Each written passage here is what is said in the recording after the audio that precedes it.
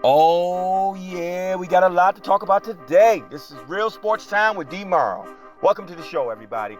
Listen, today we're going to cover a couple things. Coach Greg Popovich, San Antonio Spurs, talks about protesting and says to keep going, and he slams the NFL commissioner. Patrick Beverley says LeBron James, if he wants the NBA to resume, it's going to happen. And then Steven Jackson says it's too soon to resume. And Kyrie Irving and other NBA players whining and crying and, oh man, we might get injured because we've been off too long.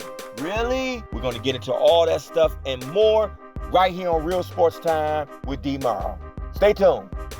So getting back to this story, with the NBA resuming next month in July, the Bleacher Report comes out. I'm reading it, and the NBA announced a plan to restart the 2019-2020 season with 22 teams on July the 30th in Orlando, Florida. And after that, the season the season was suspended in March due to the coronavirus, of course. Now, the union team reps reportedly approved the deal with a 28-0 vote, according to Mark Stein of the New York Times, okay? Now, what's happened, like I mentioned, which this is getting on my nerves, hearing this, players over this last week have been whining and complaining, voiced their frustrations about the restart, led by the one and only Brooklyn Nets guard, Kyrie Irving. Reportedly, he held a call with about 100 players, pleading with them, check this out, pleading with them not to participate, according to ESPN's Adrian Ranowski. Really, Kyrie Irving?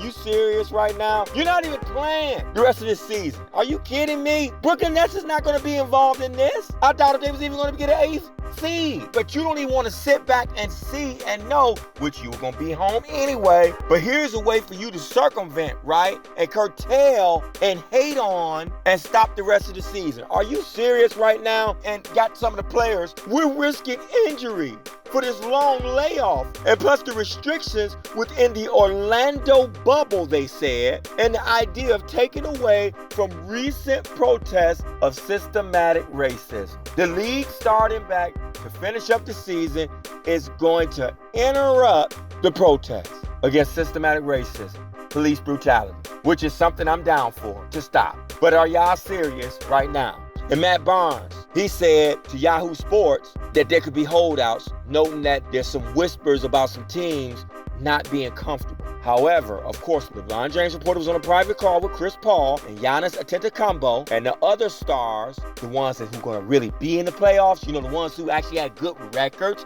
this past season before COVID hit. Yeah, those teams on the East and West. Chris Haynes of Yahoo Sports says that LeBron James, of course, LeBron and the Lakers, they had 49-14 record before the season was suspended. I think they were trending in the right way. So was the Clippers. Houston Rockets too. Portland probably could have got it 7th or 8th seed. Dallas, Utah Jazz. Out in the East, you got Boston. They were looking good. You got Philadelphia 76ers. Of course, Milwaukee Bucks. Toronto Raptors doing their thing again, coming off of a championship year last year, reigning NBA champions. I think those guys want to play. So those who aren't involved and not going to be playing anyway because they're going to be at home, do us the biggest favor. Shut up and stay at home with the rest of us and be entertained, cook some barbecue or something, and shut up and stop hating.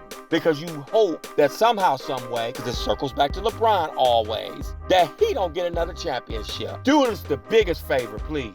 Shut up and watch the rest of the season and get yourselves together. We'll be back in a moment. You're listening to Real Sports Time with D-MARL on the Talk 100 Network. Stay tuned.